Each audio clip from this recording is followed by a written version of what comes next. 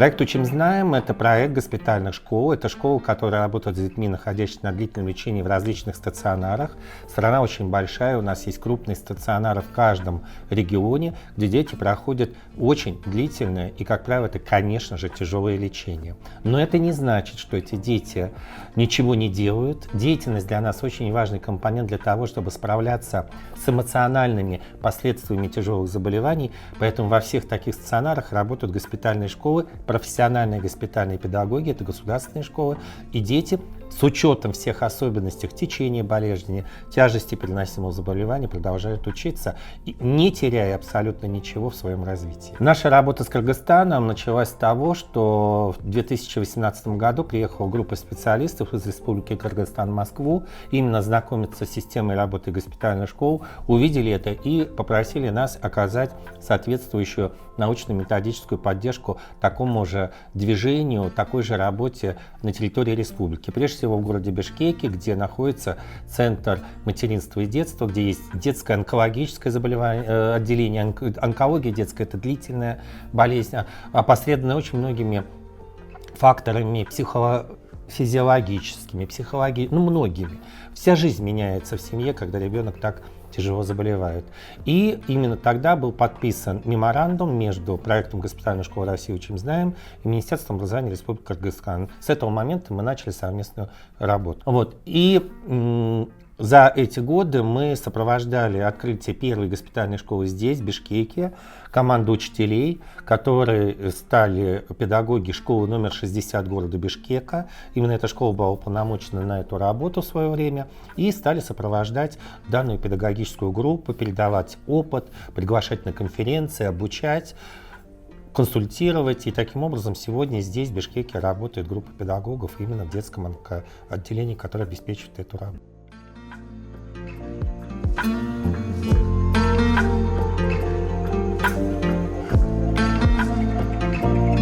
На самом деле за эти годы развития нашего большого российского проекта он получил самые высокие международные оценки экспертов по госпитальной педагогике.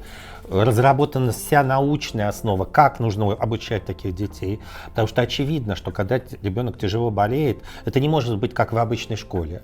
У ребенка меньше ресурса, он находится под тяжелейшей терапией. Это целая отдельная методологическая, педагогическая система, как это делать. И, конечно, этому надо учиться. Не любой педагог из обычной школы может войти к детям в детскую больницу и организовать правильно этот процесс. Можно наоборот, даже если не знаешь, как его правильно организовывать, только навредить, потому что здесь надо учитывать очень много-много факторов. Здесь рядом находится с ребенком и родитель, надо выстроить правильно коммуникацию. Родитель тоже находится в тяжелых различных формах, сопереживание тому, что происходит с его собственным ребенком. Это всем очевидно и понятно. Здесь нужно выстроить коммуникацию с врачами, потому что педагоги работают не естественной в своей среде, а среди медицинского стационара и множество других моментов. Поэтому, конечно, как тот опыт, проект такой инфраструктурный, который сегодня признан международным сообществом, как проект «Учим, знаем» в России, он востребован многими коллегами из-за рубежа. Мы работаем со всеми нашими коллегами из стран СНГ, и в силу того, что наша национальная система образования очень похожа. И в свое время коллеги из Узбекистана 4 года назад обратились к нам с просьбой оказать поддержку в начале такой работы. И сегодня уже в Узбекистане тоже создан и работает инфраструктурный проект, который охватывает уже почти всю страну. 7 госпитальных школ с мощным таким флагманским центром в Ташкенте, в центре онкологии, детской гематологии. Поэтому, понимаете, очень важно правильно выстроить эту работу. Но Кыргызстан раньше Узбекистана начал эту работу, но на определенном этапе, к сожалению, эта работа стала тормозиться. Не работа учителей. Учителя как оставались приверженцами этому делу госпитальной педагогики. Удивительному. Даже тогда, когда был период, что их не пускали в детскую больницу, к сожалению, такой период был, они проводили занятия перед окнами детей. И дети так прилипли к окнам, потому что для них это глоток социальной жизни. Той, которая не похожа, когда ты находишься в изоляции, в больничной палате и только думаешь о боли, о переживаниях и о страданиях. И когда я рассказывал об этом на международной конференции, где было представлено больше 50 стран, о том, как педагоги Кыргызстана, школа номер 60, приходят и проводят занятия перед окнами детей в детском онкоцентре, то весь зал встал, стоя и долго аплодировал этим педагогам. Это пример призвания настоящей педагогической миссии тех, кто работает здесь. И в свое время мы, включившись в такую совместную работу, действительно были не раз здесь, начинали работать и создавать условия такой работы педагогов еще в той больнице. Сначала это была другая больница, где находилось детское онкоотделение, а потом оно переехало уже в Центр материнства и детства, здесь, в Бишкеке.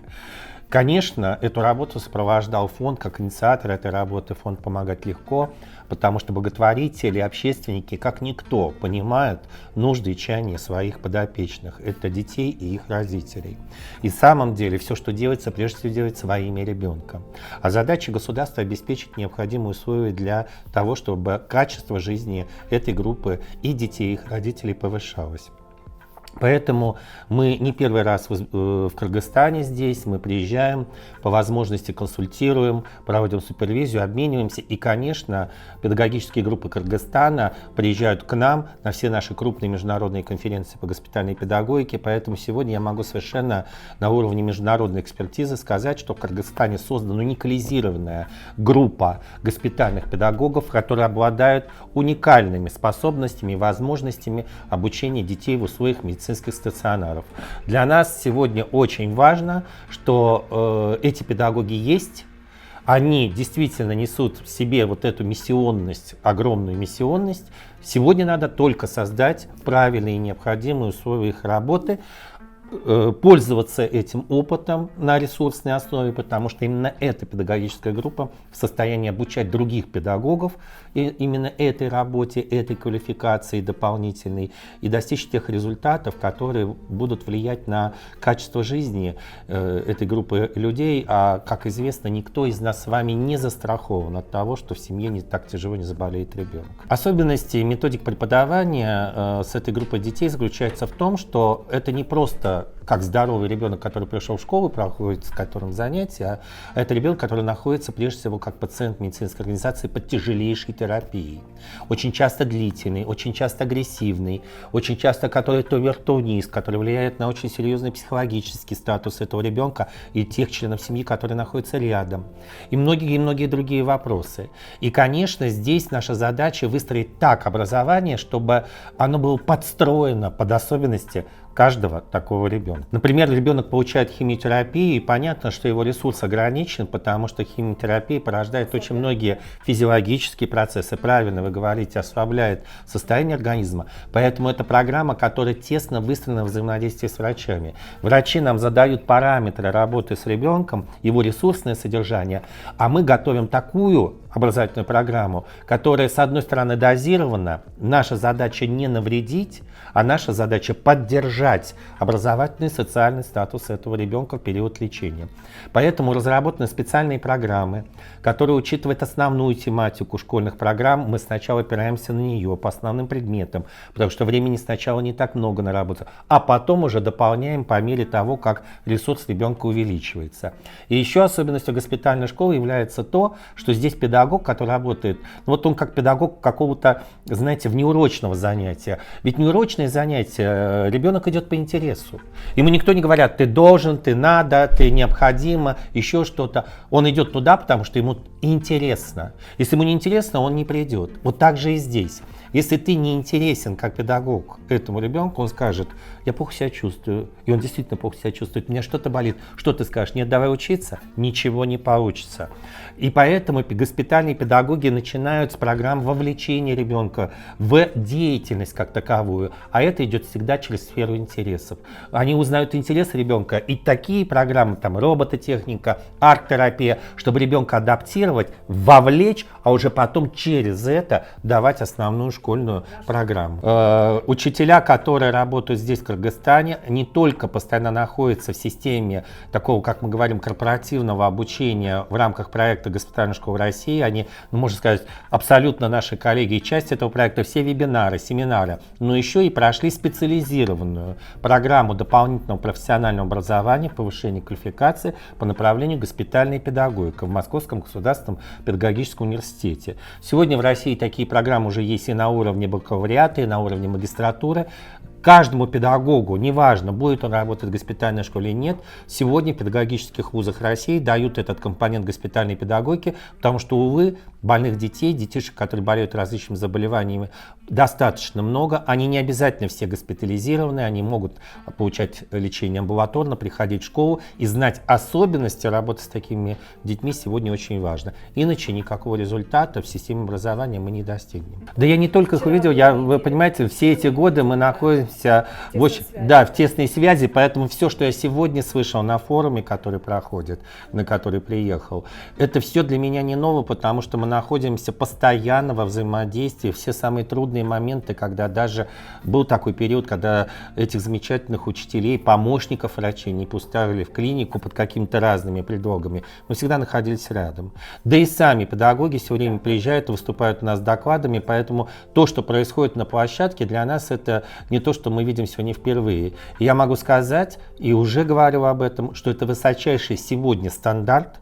Работа этой педагогической группы госпитальных педагогов уникальна, потому что, во-первых, они уже обучены, они уже насмотрелись и осмотрелись. Насмотренность в этой теме тоже играет большую роль.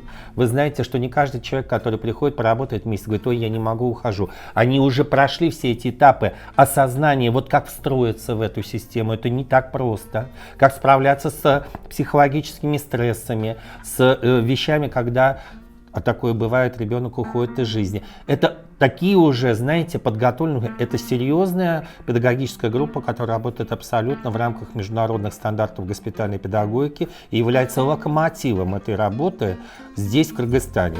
Безусловно, мы считаем, и это не только моя позиция, но и крупнейших международных экспертов, с которыми мы знакомились с опытом работы Республики Кыргызстан в этом направлении. Это и Великобритания, и США, и европейские страны, и они все говорят о том, что именно эта группа является ресурсным центром для подготовки будущих педагогов, которые будут работать в других больницах. Не обязательно в онкологии, у нас еще есть направление тяжелого длительного лечения, потому что это требует действительно дополнительных знаний, просто тех знаний, которые ты получил в педагогическом вузе или там работая какое-то время в школе, этого недостаточно. Очень здорово, что сегодняшний форум объединяет очень многих участников, это и чиновники, и общественные деятели, и люди, которые неравнодушны общены к этой теме, сами педагоги. Это действительно очень важная вещь, потому что создание таких новых компонентов в системе образования, они вроде бы и не новые, какая-то практика когда-то была, но они осмысливаются на новом опыте, потому что это не просто про то, чтобы не отстать от школьной программы, это про то, как выжить здесь, сегодня и сейчас. И оказалось, что наряду с лечением очень важно иметь вот эту социальную жизнь, иметь события каждый день, которые позволяют тебе ставить цели, да и вообще думать о будущем. Ведь если ты не думаешь о будущем, справиться с тяжелой, длительной болезнью, которая часто идет то вверх, то вниз, невозможно. И в практике были случаи, когда дети отказывались от долгого лечения, потому что уставали, а цели, ради чего проходить и так бороться, у них не было. И вот именно такой социальный блок позволяет это делать. И я хочу сказать, что сегодня действительно в рамках форума мы встречались и с представителями Министерства образования, заместителем министра. Наша основная задача в этом направлении – сделать все, чтобы то, что сегодня необходимо создать для работы педагогической группы, а именно условия, нормативно-правовую базу и другие компоненты, чтобы они сегодня со стороны ведомства, не только образования, но и Министерства здравоохранения, были все решены, чтобы устранить все барьеры и препятствия, которые, к сожалению, еще существуют. В том числе в рамках форума был представлен документ, который подготовлен был для общественного обсуждения Министерством образования. К нему было высказано очень много замечаний, потому что там есть вещи, которые, к сожалению, не устраняют барьеров. И мы видим, что такой контакт с Министерством образования нашел полное понимание. И сегодня есть желание создать межведомственную рабочую группу, куда войдут специалисты, эксперты, которые знают глубоко эту тему для выработки единого положения в Республике Узбекистан по обучению детей, находящихся на длительном лечении. И мы сегодня обсуждали, в том числе в Министерстве образования, весь этот комплекс вопросов. Это позитивная была реакция, абсолютно профессиональная. И в рамках конференции сотрудники министерства, которые участвовали, и встреча с заместителем министра прошла абсолютно в профессиональном, конструктивном русле. Ну а как может быть иначе? Вы понимаете, дело в том, что досадно, что мы до сих пор еще здесь этого нет уже нигде. Ни в соседних странах мы до сих пор убеждаем, почему это нужно. Уже давно никто нигде не убеждает. Почему это? Ну, это всем давно понятно. Все обсуждают механизмы, форматы, формы, как это сделать, как сделать так, чтобы это работало. Вот на что нацелена, в принципе, работа сегодня всех и министерств, ведомств, чиновников, и самих педагогов, и тех, кто. Поэтому был конструктивный разговор, и здесь на форуме, и замминистра выражены все позиции, учтены все наши экспертные рекомендации. И я надеюсь, что сейчас будет создана в ускоренном порядке межведомственная рабочая группа, которая выработает профессиональное, нацеленное исключительно на повышение качества жизни детей этой группы, в частности, положение, которое будет действовать на всей территории Республики Узбекистан. Который будет действовать на всей территории Республики Кыргызстан. И я более того хочу сказать, что сам-то закон об образовании все эти возможности давно учел. Надо просто начать реализовывать то, что зафиксировано в законе об образовании в Республике Кыргызстан. И подкрепить это дополнительными нормативными актами, которые помогут уже зафиксировать те механизмы, ту опережающую практику, которая работает, действует и показала свои хорошие результаты. Сегодняшний форум, в который меня пригласили, я, к сожалению, могу принять только в течение одного дня, потому что трафик повестки нашей насыщенный. Я буквально через день уезжаю в Республику Узбекистан, где будет проходить большая супервизорская серия по реализации проекта госпитальных школ там. И я могу сказать, что встреча с коллегами, замечательными единомышленниками всегда праздник. Это всегда взаимное воодушевление.